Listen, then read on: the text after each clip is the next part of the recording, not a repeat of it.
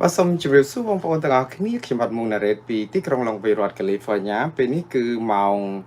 ปราม30 ปีนาทีแต่ให้ในไอที่กรงลงไปรัฐแคลิฟอร์เนียตรีหนึ่งไงที่ดับปรามใครอุสใครมีตัวน้าชนำปีปอมาเพย์ปรามคือไงแต่ในประเทศกัมพูชีมองนี่มองปปลเชียงให้เป็นปรักไงจันแต่ให้บองปอน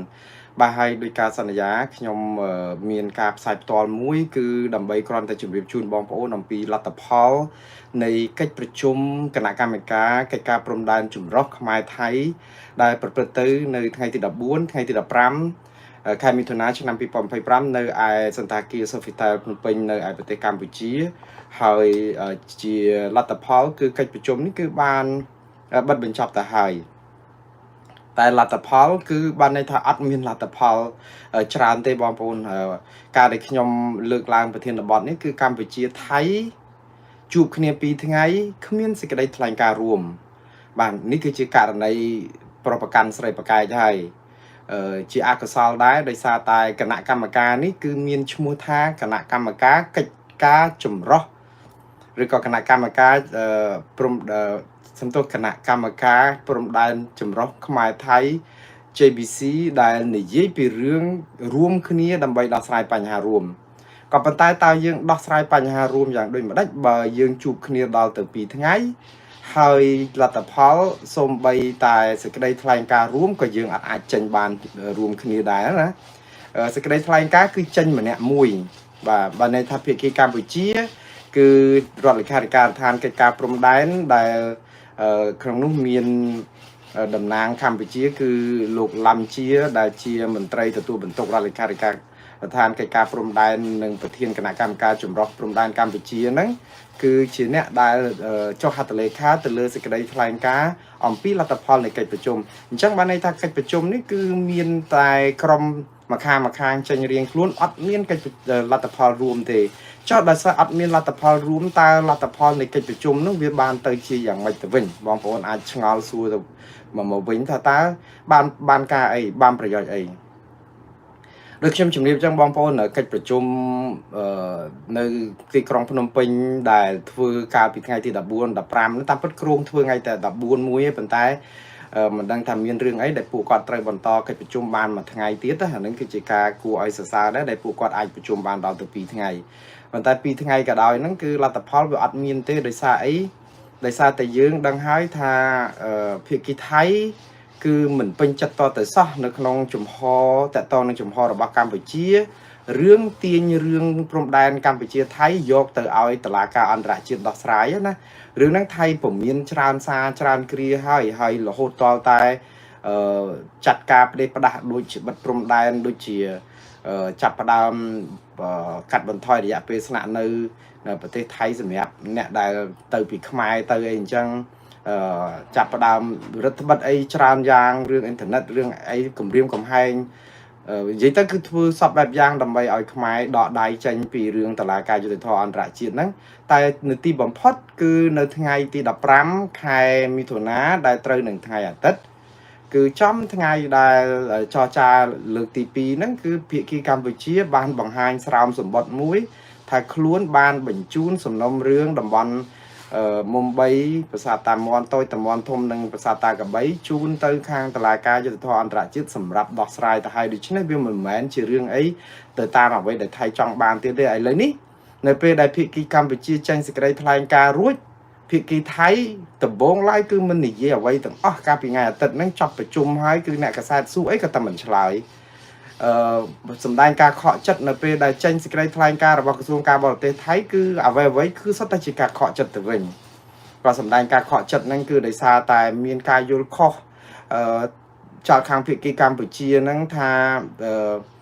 ដូចថាយល់ខុសហើយចាប់ផ្ដើមសរសេរសេចក្តីថ្លែងការណ៍របស់ខ្លួនដោយលើសពីអ្វីដែលមានជជែកនៅក្នុងកិច្ចប្រជុំអីចឹង តាមភាគីថៃគេប្រកាន់ភាគីកម្ពុជារឿងអីហើយហេតុអីបានជាមិនមានសេចក្តីថ្លែងការណ៍រួមហើយនាំគ្នាចេញរៀងខ្លួនហើយបើចេញរៀងខ្លួនតើយើងទៅជឿទៅលើខាងអ្នកណាឥឡូវបើយើងជឿខាងភាគីកម្ពុជាច្បាស់ណាស់កម្ពុជាការពារខ្លួនដើម្បីបង្ហាញអំពីអ្វីដែលខ្លួនចង់បាន ភាគីថៃចង់គឺទាត់ចោលនៅអ្វីដែលកម្ពុជាលើកឡើងហើយចេញសេចក្តីថ្លែងការណ៍របស់ខ្លួនសរុបសេចក្តីមកគឺយើងដល់ពេល2នាក់ដណ្ដើមគ្នាដេកដាលទៀតហើយអ្នកដែលវេទនាជាងគេគឺប្រជាពលរដ្ឋខ្មែរស្លូតត្រង់ទាំងថៃទាំងខ្មែរហ្នឹងគឺថាមិនដឹងជាត្រូវស្ដាប់ខាងណាឲ្យប្រកាសព្រោះអីវាអត់មានអាជ្ញាកណ្ដាលអាហ្នឹងហើយបានជារឿងការដែលដាក់បណ្ដឹងទៅតុលាការយុត្តិធម៌អន្តរជាតិហ្នឹងគឺជារឿងចាំបាច់ដែលជិះមិនផុតទេព្រោះថៃខ្លួនឯងហ្នឹងក៏អត់មូលមាត់គ្នាអត់អាចនឹងទៅចែកគ្នាឲ្យបានស៊ីជម្រៅត្រូវតែចាំថ្នាក់លើតែរហូតដូច្នេះកិច្ចការអីក៏ដោយគឺតើទៅផ្ទះវិញបានអាចចេញសេចក្តីថ្លែងការណ៍រួមសំទោសតែសេចក្តីថ្លែងការណ៍ដាច់ដライរបស់ខ្លួនហើយចេញមកបង្ហាញអំពីការខកចិត្តនៅអ្វីដែលជាការលើកឡើងរបស់កម្ពុជាឥឡូវខ្ញុំនឹងពន្យល់ថាកម្ពុជាលើកឡើងអីគេខ្លះនៅក្នុងកិច្ចប្រជុំហ្នឹងតាមពិតកម្ពុជាបានលើកឡើងច្រើនចំណុចតាមពិតមានដល់ទៅ4ចំណុចឯណោះខ្ញុំនឹងជម្រាបមួយចំណុចម្ដងឲ្យបងប្អូនបានដឹងដែរអំពីអ្វីដែលជាការអះអាងរបស់ភាគីកម្ពុជាថានៅក្នុងការដែលជជែកជាមួយនឹងភាគីថៃដែលមានលោកប្រសាសន៍វិនិច្ឆ័យដែលជាទីប្រឹក្សាក្រសួងការបរទេសថៃហើយក៏ជាប្រធានគណៈកម្មាធិការកិច្ចការព្រំដែនចម្រុះខ្មែរថៃនឹងដែរគឺបានជជែកគ្នាក្នុងរយៈពេល2ថ្ងៃហ្នឹងគឺមានសេចក្តីសម្រេច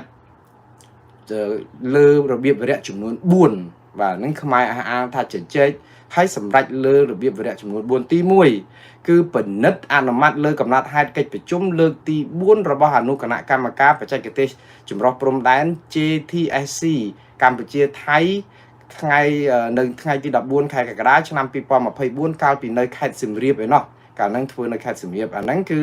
គេពិនិត្យនិងអនុម័តលើកំណត់ហេតុហ្នឹងបានន័យថាតាំងពី2024កំណត់ហេតុហ្នឹងអត់ទាន់បានអនុម័តទេទើបតែយកមកអនុម័តនៅក្នុងកិច្ចប្រជុំJBC នៅភ្នំពេញនេះឯទី2ពិនិត្យនិងពិភាក្សាលើការកែសម្រួល TOR ឆ្នាំ2003ពាក់ព័ន្ធនឹងការផលិតផែនទីអូតូហ្វូតូជំហាន2ក្នុងចំនួន4អីអញ្ចឹងទៅបាទទី3គឺពិភាក្សានិងអនុម័តលើការបញ្ជូនក្រុមវាស់វែងចម្រុះចុះវាស់វែងនឹងខណ្ឌសីមាព្រំដែននៅលើដីជាក់ស្ដែងនៅចន្លោះទីតាំងពិតប្រាកដនៃបង្គោលព្រំដែនដែលបានឯកភាពគ្នាហើយកំណត់ខ្សែព្រំដែនដើមតាមផ្លូវទឹកនិងកំណត់ខ្សែត្រង់នេះគឺជាចំណុចទី3ចំណុចទី4ភាគីកម្ពុជាបញ្ជាក់ទៀតថាពិភាក្សាលើសេចក្តីណែនាំលើការវាស់វែងនៅ sector 6គឺចំណុចមាន9នៃកិច្ចប្រជុំលើកទី4នៃកិច្ចប្រជុំពិសេសរបស់ JBC ឆ្នាំ2009អញ្ចឹងដូច្នេះអានេះជាការអះអាងរបស់ភាគីកម្ពុជាចំណុចទាំងអស់នេះមិនមែនតែគឺជាកិច្ចការបច្ចេកទេសទេបងប្អូនខ្ញុំជឿថាបើមានចំណុចទាំង4នេះប្រហែលជាភាគីថៃមិនមានអ្វីជំទាស់នៅក្នុងរឿងហ្នឹងទេព្រោះចំនួនបច្ចេកទេសហ្នឹងគ្រាន់តែថាអនុម័តកំណត់ហេតុប្រជុំកាលពីលើកមុនស្អីហ្នឹងកិច្ចការបច្ចេកទេសទាំងអស់នេះគឺមិនមានបញ្ហាប៉ុន្តែបញ្ហាគឺនៅត្រង់ថាភាគីកម្ពុជានិយាយត្រង់កន្លែងនេះបាទថាជាមួយគ្នានេះគឺលោកឡាំជាបញ្ជាក់ថាក្រៅពីតំបន់ទាំង4ដែលស្ថិតនៅក្នុងបណ្ដឹងទៅតុលាការយុត្តិធម៌អន្តរជាតិ ICJ ភាគីកម្ពុជានៅតែប្រកាន់ជំហរនិងសុឆន្ទៈនៅក្នុងការបន្តសហការជាមួយភាគីថៃដើម្បីជំរុញការវាស់វែងខណ្ឌសីមានិងបោះបង្គោលព្រំដែនដោយប្រើប្រាស់យន្តការគណៈកម្មការចម្រុះព្រំដែន JBC កម្ពុជាថៃអញ្ចឹងនៅក្នុងន័យនេះគឺបានន័យថាភាគីកម្ពុជានៅតែលើកឡើងពីបញ្ហាព្រំដែនចំណុច4ដែលដាក់ទៅខាងតុលាការយុត្តិធម៌អន្តរជាតិឲ្យភាគីថៃបានដឹងនៅក្នុងកិច្ចប្រជុំនេះរឿងនេះគឺជារឿងសំខាន់ណាស់ហើយខ្ញុំនិយាយជារឿងសំខាន់ព្រោះបើសិនជាកម្ពុជានិយាយអំពីថាលើកអំពីបញ្ហានេះនៅក្នុងកិច្ចប្រជុំព្រំដែនចម្រុះនេះគឺបានន័យថាកម្ពុជាចាប់ផ្ដើមបង្កើតអង្គហេតុដើម្បីឲ្យថៃទទួលស្គាល់ជំហររបស់កម្ពុជាជាផ្លូវការនៅក្នុងកិច្ចប្រជុំថាកម្ពុជាពិតជាបានស្នើឲ្យភាគីថៃលើករឿងបញ្ហាទាំង4នេះឬប្រាសាទតាកបីតំបន់មុំបីតំបន់ទុយតំបន់ធំអីហ្នឹងទៅដាក់ប្តឹងនៅតុលាការយុត្តិធម៌អន្តរជាតិនៅក្នុងក្របខ័ណ្ឌកិច្ចប្រជុំហ្នឹងដើម្បីជាការដាស់សតិឲ្យភាគីថៃបានដឹងថាកម្ពុជាពិតជាលើកបញ្ហានេះនៅក្នុងកិច្ចប្រជុំហើយចង់ឲ្យភាគីថៃទទួលស្គាល់និងដឹងឮថាថៃភាគីកម្ពុជាពិតជាលើកឡើងចំណុចហ្នឹងហើយនៅពេលដែលចុះហត្ថលេខាទៅលើកិច្ចកំណត់ហេតុប្រជុំច្បាស់ណាស់គឺភាគីថៃទទួលស្គាល់ ថាកម្ពុជាពិតជាបានបញ្ជូនរឿងនេះទៅតុលាការយុត្តិធម៌អន្តរជាតិហើយបានជូនដំណឹងភាគីថៃនៅក្នុងកិច្ចប្រជុំនឹងដែរហើយថាចំហថៃយ៉ាងណាអីចឹងទៅអានេះគឺជារឿងមួយដែលកម្ពុជាមានភាពឆ្លាតវៃហើយភាពក្លាហានគ្រប់គ្រាន់នៅក្នុងការលើកឡើងបញ្ហាទាំងនេះនៅក្នុងកិច្ចប្រជុំជាមួយនឹងភាគីថៃដែលក្នុងជាគណៈកម្មការកិច្ចការព្រំដែនបើទោះបីជារឿងនេះវាផុតពីដៃរបស់គណៈកម្មការកិច្ចការព្រំដែននឹងក៏ប៉ុន្តែអ្នកដែលមកចូលរួមប្រជុំគឺជាតំណាងភាគីរបស់រដ្ឋាភិបាលថៃដូច្នេះការលើកឡើងបែបនេះបើតាមជាលក្ខណៈផ្លូវច្បាប់គឺបានន័យថាកម្ពុជាបានប្រាប់ទៅភាគីថៃហើយបានជូនដំណឹងឲ្យថារឿងប្តឹងផ្ដាល់ទៅតុលាការយុត្តិធម៌អន្តរជាតិនេះមិនមែនជារឿងអាថ៌កំបាំងទេគឺកម្ពុជាបានដាក់វានៅលើតុហើយនេះរឿងដែលសំខាន់មួយដែលកម្ពុជាធ្វើហើយនៅក្នុងសេចក្តីថ្លែងការណ៍របស់កម្ពុជាហើយបងប្អូនចាំស្ដាប់ភាគីថៃគេតបមកវិញនៅក្នុងចំណុចហ្នឹងយ៉ាងដូចម្ដេចបាទចំណុចទី2ដែលកម្ពុជាធ្វើហើយខ្ញុំគិតថាជារឿងមួយដែលខែងរែងហើយជារឿងមួយដែលការពារជំហរដ៏រឹងមាំរបស់កម្ពុជាគួរឲ្យសរសើរគឺតកតងនឹងការដែលមិនទទួលស្គាល់ផែនទីឯកតោភាគីដែលសរសេរដោយថៃឬក៏បោះពុម្ពឬក៏ប្រើប្រាស់ដោយភាគីថៃតកតងនឹងផែនទីដែលគ្មានការឯកភាពគ្នាចង់និយាយថាកម្ពុជាចង់នៅតែបង្ហាញចំហថាប្រើប្រាស់ផែនទីដើម្បីដោះស្រាយគឺផែនទីនៃស្មារតីអនុសញ្ញាបារាំងសៀមឆ្នាំ1904និងសន្ធិសញ្ញាបារាំងសៀមឆ្នាំ1907ដើម្បីអនុវត្តការងារខណ្ឌសីមានិងបោះបកគោព្រំដែនបានន័យថាក្នុងន័យនេះគឺភាគីកម្ពុជាគាត់បដិសេធយ៉ាងដាច់ខាតមិនទទួលយកផែនទីដែលភាគីថៃបានគូសជាឯកតោភាគីហើយងាកមកប្រើប្រាស់ជាសំអាងដែលជាប្រភពដែលចម្បងនាំឲ្យចំនួនមានរឿងព្រំដែនរ៉ាំរ៉ៃបានន័យថាភាគីកម្ពុជាប្រាប់ទៅភាគីថៃយ៉ាងច្បាស់ថាមិនទទួលស្គាល់ឬក៏ដឹងឮឬក៏មិនប្រើផែនទីដែលថៃគូសដោយឯកតោភាគីទេព្រោះបើប្រើផែនទីដោយឯកតោភាគីបែបនេះគឺបានន័យថាចំនួនព្រំដែនគឺនឹងឆ្លោះគ្នានឹងមានសង្គ្រាមឬក៏បាញ់បោះគ្នាសម្រាប់គ្នាជារៀងដរាបតទៅមុខទៀតហើយព្រោះអីតាវាអត់មានភាពច្បាស់លាស់ដូចអ្វីដែលជាសន្ធិសញ្ញារបស់បារាំងសៀមឆ្នាំ1904និង1907ខ្ញុំថានេះគឺជាចំណុចល្អមួយដែលភាគីកម្ពុជាបានលើកច្បាស់លាស់នៅក្នុងកិច្ចប្រជុំអានេះគឺជាអ្វីដែលភាគីកម្ពុជាអះអាងបងប្អូនប៉ុន្តែបើគាត់លើកឡើងដូច្នេះមែនខ្ញុំជឿថាភាគីកម្ពុជាធ្វើរឿងដ៏ត្រឹមត្រូវនៅក្នុងការច្រានចោលអាផែនទីជាឯកតោភាគីរបស់ថៃព្រោះបើសិនជាយើងអនុញ្ញាតឲ្យភាគីថៃយកផែនទីឯកតោភាគីយកមកគូសវាច្បាស់ណាស់នឹងមានចំនួនហើយផែនទីបែបហ្នឹងគឺជាផែនទីបាត់ដីខ្មែរចំណេញដីថៃហើយនៅពេលហ្នឹងហើយដែលយើងគិតថាមានមិនទៅតើមានការជជែកចរចាដោះស្រាយព្រំដែនឯណាដែលអាចនឹងដោះស្រាយបានទៅតាមការគូសផែនទីដោយឯកតោភាគីវាអត់មានទេនៅលើលោកនេះគឺវាតតែមានផែនទីមួយដែលមានគណៈកម្មការអចិន្ត្រៃយ៍ឬក៏កញ្ញាកណ្ដាលណាមួយដែលគេឲ្យមកហើយយើងត្រូវតែសម្របខ្លួនទៅតាមអ្វីដែលគេគូសនឹងមកនៅក្នុងន័យហ្នឹងហើយបានតែថាភាគីកម្ពុជាឥឡូវនេះយើងដឹងហើយថាគាត់យកអីសំអាងសម្រាប់ដាក់ពាក្យប្តឹងទៅតុលាការយុត្តិធម៌អន្តរជាតិនៅក្នុងការដែលយករឿងមុំ3ប្រាសាទតំន់តូចតំន់ធំនិងប្រាសាទតាកបីទៅនេះច្បាស់ណាស់គឺគាត់ច្បាស់ជាសំអាងទៅលើផែនទីដែលមាននៅក្នុងអនុសញ្ញាបារាំងសៀមឆ្នាំ1904និងឆ្នាំ1907អនុសញ្ញានេះឯងដែលធ្វើឲ្យកម្ពុជាឈ្នះប្រាសាទព្រះវិហារក្នុងការទាមទារសិទ្ធិកាន់កាប់ប្រាសាទព្រះវិហារឲ្យថៃដកកងទ័ពចេញពីតំបន់នោះនិងដកទង់ជ័យថៃដែលដាក់នៅលើប្រាសាទព្រះវិហារតាំងពីដើមរៀងមកយកទៅវិញរហូតដល់ថៃទទួលស្គាល់ហើយសូម្បីតែក្រោយមកពេលដែលព្រះមហាក្សត្រថៃយាងទៅកាន់ប្រាសាទព្រះវិហារផ្ទាល់ក៏ពេលដែលយាងត្រឡប់ទៅប្រទេសថៃវិញបានធ្វើចដหมายដើម្បីថ្លែងអំណរគុណដល់អាណាព្យាបាលបារាំងដែលអនុញ្ញាតឲ្យព្រះមហាក្សត្រថៃលោកអាចយាងចូលទៅទតប្រាសាទព្រះវិហារបានផងក្នុងន័យហ្នឹងបានន័យថាថៃទទួលស្គាល់អធិបតេយ្យរបស់ប្រទេសកម្ពុជាដោយសារតែការកាត់ក្តីរបស់តុលាការយុត្តិធម៌អន្តរជាតិនោះឯងហើយផ្អែកទៅលើផែនទីឧបសម្ព័ន្ធឬក៏ពិធីសារដែលមាននៅក្នុងអនុសញ្ញា សំទោសសន្ធិសញ្ញាបារាំងសៀមទាំងឆ្នាំ1904និងឆ្នាំ1907នេះជាចំណុចដែលសំខាន់ហើយភាគីកម្ពុជាបានបញ្ជាក់ទៀតត្រង់ចំណុចថាកម្ពុជាបញ្ជាក់អំពីគោលនយោបាយរបស់កម្ពុជាក្នុងការប្រកាន់យកនៅសន្តិភាពនិយមហើយចង់បានព្រំដែនមួយប្រកបដោយសន្តិភាពមិត្តភាពនិងកិច្ចសហប្រតិបត្តិការល្អជាមួយភាគីថៃដោយផ្អែកលើមូលដ្ឋានលិខិតបទដ្ឋានគតិយុត្តនិងផែនទីដែលបានឯកភាពគ្នាដោយមានចែងនៅក្នុងអនុសារណៈនៃការយោគយល់គ្នាគឺ MOU ឆ្នាំ2000ដែលភាគីទាំងពីរបានឯកភាពគ្នាប្រើប្រាស់ផែនទីដែលមានមាត្រដ្ឋាន1លើ200,000ស្របតាមស្មារតីនៃអនុសញ្ញាសន្ធិសញ្ញាបារាំងសៀមឆ្នាំ1904-1907បងប្អូនហេតុអីបានជាផែនទីមាត្រដ្ឋាន1លើ200,000នេះមានសារៈសំខាន់នៅក្នុងការវាស់វែងព្រំដែនខ្មែរហើយត្រូវតែយកមកប្រើពាក្យថា1លើ200,000បានន័យថាជាការ zoom in បានន័យថាបើភាសាអង់គ្លេសថា zoom in បានន័យថាការដែលផែនទីហ្នឹងគឺបានន័យថាចូលមើលកាន់តែគៀកលំអិតទៅនឹងមូលដ្ឋានភូមិសាស្ត្រដើម្បីឲ្យឃើញគំនូសឬក៏យាមកាហ្នឹងគឺវាច្បាស់វាចិត្តស្រួលគូស្រួលត្រូវព្រោះអីនៅពេលដែលមាត្រដ្ឋានហ្នឹងកាន់តែច្រើនបានន័យថាភាពលំអិតកាន់តែខ្លាំងចាំបើមាត្រដ្ឋាន1លើ50,000 1លើ100,000ក៏នៅតែមិនដូចអា1លើ200,000នឹងដែរព្រោះ1លើ200,000បានន័យថាយើងកាន់តែចុះកាន់តែទៀបចឹងបានតែលេខហ្នឹងវាកាន់តែធំទៅអានេះហើយជាការកំណត់ផែនទីដើម្បីឲ្យមានភាពលំអិតអញ្ចឹងភាពលំអិតនេះចង់និយាយថាបើសិនជាចូលដល់1លើ200,000បានន័យថាលំអិតដើមឈើសំបីតែផ្ទះសម្បែងដីធ្លីអីហ្នឹងគឺឃើញមានភាពដែលមិនពិបាកនឹង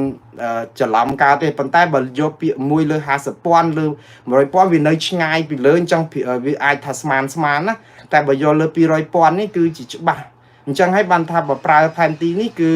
បញ្ហាព្រំដែនប្រហែលជាមិនមានបញ្ហាវិវាទគ្នាទេប៉ុន្តែ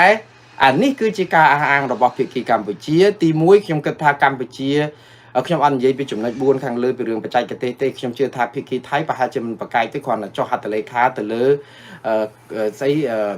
កំណត់ហេតុប្រជុំពីមុនមកវាជារឿងបច្ចេកទេសគាត់ថាប្រជុំឲ្យអត់បានអនុម័តអីតែប៉ុណ្ណឹងតែគ្រាន់តែវាយូរពេលមកយើងនាំគ្នាអនុម័តអីអញ្ចឹងតែអានេះជាបច្ចេកទេសទេប៉ុន្តែអារឿងនេះគឺរឿងនយោបាយហើយនេះរឿងនយោបាយផងលីឡំនឹងបច្ចេកទេសផងជាពិសេសគឺរឿងដាក់ពាក្យប្តឹងទៅតុលាការយុត្តិធម៌អន្តរជាតិ ICJ ដែលកម្ពុជាអះអាងថាបានលើកដើម្បីប្រាប់ភាគីថៃនៅក្នុងកិច្ចប្រជុំហើយនឹងទី2គឺបដិសេធមិនប្រើផែនទីឯកតោភាគីរបស់ថៃនេះគឺជាលើកទី1នៅក្នុងការជជែកដ៏ខែងរ៉ៃរបស់កម្ពុជាដែរបើសិនជាកម្ពុជានិយាយភាសានេះគឺបានន័យថាកម្ពុជាបញ្ជាក់ចំហថាចរចារឿងព្រំដែនអត់មានទៅយកផែនទីណាក្រៅពីផែនទីបារាំងសៀមហើយបើយកផែនទីបារាំងសៀមគឺជាការពិតកម្ពុជាមានប្រៀបច្រើនជាងថៃណាស់ដោយសារអីដោយសារតែភាពប្រកបនិយមនៃផែនទីនេះហើយភាគច្រើនគឺដូចយើងករណីប្រវត្តិដែលមានស្រាប់នៅរឿងព្រះវិហារហើយកម្ពុជាច្រើនតែទទួលបានផលនិងជោគជ័យដោយសារតែភាពប្រកបនិយមនៃផែនទីរបស់បារាំងសៀមនេះជាជាងការផែនទីគូដែលឲ្យកតោភាគីរបស់ភាគីថៃអញ្ចឹងសូម្បីតែរឿងគូដោយឯកតោភាគីថៃនេះយើងដឹងហើយរឿងកោះគុតរឿងអីហ្នឹងបានទៅថៃទាំងអស់ដែរហ្នឹងអញ្ចឹងរឿងនេះអាចមានជាតម្រុយឬក៏ក្តីសង្ឃឹមដល់ការទៀមទាកោះគុតទៀតបងប្អូនអ្នកដែលធ្លាប់ទៀមទាកោះគុតអាចនឹងយកសន្ធិសញ្ញាបារាំងសៀមនេះដើម្បីជជែករឿងក្រោយប៉ុន្តែរឿងនេះពេលនេះខ្ញុំជឿថាការដាក់សម្ពាធរដ្ឋាភិបាលឲ្យជជែកកោះគុតហ្នឹងវាហាក់បីដូចជាបន្ថែមរឿងច្រើនពេកទេដឹងដែរឥឡូវហ្នឹងដោះស្រាយមកកលៈម្ដងទៅហើយប្រជាពលរដ្ឋនៅតែមានសិទ្ធិទាមទារតវ៉ាឲ្យរដ្ឋាភិបាលដោះស្រាយរឿងកោះគុតឬច្រកអានសេះឬក៏ធ្វើប្រឆាប់នៃសច្ចាប័នច្បាប់សមុទ្រច្បាប់អីអ៊ុនក្លូសអីហ្នឹងគឺជារឿងបន្តទៅទៀតដែលគណៈបកប្រឆាំងឬក៏ក្រុមអ្នកតស៊ូមតិអីផ្សេងគឺចងចាំទុកថានៅមានឱកាសនឹងតតាំងរឿងនេះបាទឥឡូវខ្ញុំរឿងនេះខ្ញុំគ្រាន់តែនិយាយថានេះគឺជាចំណុចដែលកម្ពុជាលើកឡើងនៅក្នុងសេចក្តីថ្លែងការណ៍របស់រដ្ឋលេខាធិការកិច្ចការព្រំដែនរបស់កម្ពុជាសេចក្តីថ្លែងការណ៍រួមរបស់គណៈកម្មការចម្រុះកិច្ចការព្រំដែនខ្មែរថៃ JBC អត់មានទេបងប្អូនបាទឥឡូវនេះគឺជាការដែលបញ្ជាក់ចំហកម្ពុជាឥឡូវថៃគេបញ្ជាក់មកយ៉ាងម៉េចថៃបាទថៃគឺតាមរយៈក្រសួងការបរទេសថៃគឺគេបញ្ជាក់ដូចនេះ ហើយយើងដកស្រង់មកទៅតាមសារព័ត៌មានថៃមានបាងកកប៉ុស្តិ៍មាន The Nation មាន PSB World អីហ្នឹងគឺជាកាសែតថៃកាសែតខ្លះគាំទ្រយោធាកាសែតខ្លះគាំទ្ររដ្ឋាភិបាលកាសែតខ្លះក៏មាននិន្នាការរៀងកដាលច្រើនដែរតែយ៉ាងណាគឺសំយោគទាំងអស់កាសែតទាំងអស់នេះសុទ្ធតែមានការលើកឡើងស្រដៀងគ្នានៅសេចក្តីថ្លែងការណ៍របស់ក្រសួងការបរទេសថៃដែលទី1គឺបង្ហាញអំពីការខកចិត្តបាទអញ្ចឹងអានេះចូលដល់ករណីស្រីប្រកាន់ប្រប្រកាយហើយខកចិត្តហ្នឹងខកចិត្តថាយ៉ាងម៉េចថាមានការយល់ភ័ន្តច្រឡំរបស់ភាគីកម្ពុជាយ៉ាងច្រើនតាក់ទងនឹងអ្វីដែលជជែកគ្នានៅក្នុងកិច្ចប្រជុំកិច្ចការព្រំដែនចម្រុះកម្ពុជាថៃនេះគឺជាភាគីថៃអះអាងគឺចោទប្រកាន់មកភាគីកម្ពុជាថាធ្វើឲ្យមានការភ័ន្តច្រឡំផ្សព្វផ្សាយព័ត៌មានមិនត្រឹមត្រូវស្របតាមអ្វីដែលបានជជែកនៅក្នុងកិច្ចប្រជុំភាគីថៃលើកឡើងថាភាគីថៃអត់បានទទួលស្គាល់ការលើកឡើងអំពីរឿងដាក់បណ្ដឹងទៅតុលាការយុត្តិធម៌អន្តរជាតិទេអានេះអ្វីដែលភាគីថៃខ្ញុំជឿថាភាគីថៃចង់និយាយអញ្ចេះគាត់ប្រាប់ថាភាគីថៃបញ្ជាក់ម្ដងហើយម្ដងទៀតគឺមិនទទួលស្គាល់ដែនសមត្ថកិច្ចរបស់តុលាការយុត្តិធម៌អន្តរជាតិ ICJ ទេដូច្នេះក្នុងន័យនេះថៃអាចចង់ប្រាប់ទៅកម្ពុជាវិញថាហេតុអីបានជាចាំបាច់លើកឡើងបញ្ហាដែលដាក់បណ្ដឹងទៅតុលាការយុត្តិធម៌អន្តរជាតិបើភាគីថៃខ្លួនឯងក៏បញ្ជាក់ចំហដែរថាមិនទទួលស្គាល់យុត្តាធិការតុលាការយុត្តិធម៌អន្តរជាតិអញ្ចឹងក្នុងន័យនេះខ្ញុំចង់បញ្ជាក់បន្តិចកម្ពុជាចង់បង្កើតឲ្យមានអង្គហេតុច្បាស់លាស់ជាផ្លូវការឲ្យភាគីថៃដឹងថាខ្លួនពិតជាបានប្តឹងទៅតុលាការយុត្តិធម៌អន្តរជាតិហើយក៏ចង់ដឹងចំហរបស់ថៃដែរក៏ប៉ុន្តែនៅក្នុងពេលនោះគឺថៃក៏បញ្ជាក់ចំហតាមសេចក្តីថ្លែងការណ៍នៅខាងក្រៅកិច្ចប្រជុំទៅវិញខ្ញុំជឿថាភាគីថៃបើសិនជាយើងបើមានសេចក្តីថ្លែងការណ៍រួមអានឹងយើងស្រួលបកស្រាយហ្នឹងមិនអញ្ចឹងសេចក្តីថ្លែងការណ៍រួមអាចថាអញ្ចេះទៅជាជាងកម្ពុជាសរសេរមកជាហៀងថៃសរសេរមកជាហៀងសរសេររួមទៅហើយថៃព្រមថាឲ្យដាក់ក្នុងខាកាន់មួយថាភាគីកម្ពុជាលើកឡើងពីរឿងប្តឹងទៅតុលាការយុត្តិធម៌អន្តរជាតិមែនតែភាគីថៃក៏បានបញ្ជាក់ចំហថាមិនទទួលស្គាល់យុត្តាធិការតុលាការអន្តរជាតិអីអញ្ចឹងចោះឧទាហរណ៍ណាក៏ប៉ុន្តែវាអត់មានអាខ្លឹមសារហ្នឹងនៅក្នុងសេចក្តីថ្លែងការណ៍រួមមិនដឹងថាពួកគាត់ខ្វែងយោបល់គ្នាប៉ុណ្ណាបានថាម្នាក់ចេញសេចក្តីថ្លែងការណ៍រៀងខ្លួនបែបនេះហើយនេះគឺជាមិនមែនជារឿងល្អទេបងប្អូនព្រោះធម្មតានៅពេលដែលយើងជជែកគ្នារួមគ្នាហើយជាកិច្ចការគណៈកម្មការរួមតែរកសេចក្តីថ្លែងការណ៍រួមអត់បានដូច្នេះរឿងនេះគឺជារឿងបរាជ័យទេបើសរុបសេចក្តីមកវិញគឺជារឿងដៃទទេគ្រាន់តែនៅក្នុងនៃការទូតជជែក2ថ្ងៃហើយអត់មានអីបានជាគុណតម្លៃឬក៏ប្រយោជន៍អីសោះអញ្ចឹងចេញសេចក្តីថ្លែងការណ៍រៀងខ្លួនអញ្ចឹងទៅហើយការចេញសេចក្តីថ្លែងការណ៍រៀងខ្លួនហ្នឹងគឺជាការប្រាប់បងប្អូនយើងថាបរាជ័យទេកិច្ចប្រជុំហ្នឹងព្រោះអីវាអត់ដែលកិច្ចប្រជុំរួមឯណាចេញសេចក្តីថ្លែងការណ៍រៀងខ្លួនទេវាអត់ដែលមានហើយបើមានមែនគឺយើងធ្លាប់មានកើតមុននៅប្រទេសនៅអាស៊ាននៅពេលដែលកម្ពុជាធ្វើជាប្រធានអាស៊ានជាអ្នករៀបចំប្រធានអាស៊ានដល់តែពេលចង់ចេញសេចក្តីថ្លែងការណ៍រួមតាក់ទងនឹងដែនសមុទ្រចិនខាងត្បូងកម្ពុជាដោយសារតែអែបអបលែបឡប់ជាមួយចិនខ្លាំងពេកអត់ហ៊ានចេញសេចក្តីថ្លែងការណ៍រួមចឹងអាស៊ានអត់អាចចេញសេចក្តីថ្លែងការណ៍រួមបានតាក់ទងនឹងជំហរដែនសមុទ្រចិនខាងត្បូងព្រោះខ្លាចបាត់ប្រយោជន៍ចិនហើយណាមួយដោយសារកម្ពុជាខ្លួនឯងជាអ្នកដែលកាន់កាប់ជាប្រធានផងអញ្ចឹងអត់មានការមូលមតិគ្នារឿងនេះមាននៅក្នុងកិច្ចគណៈកម្មការព្រំដែនខ្មែរថៃនេះ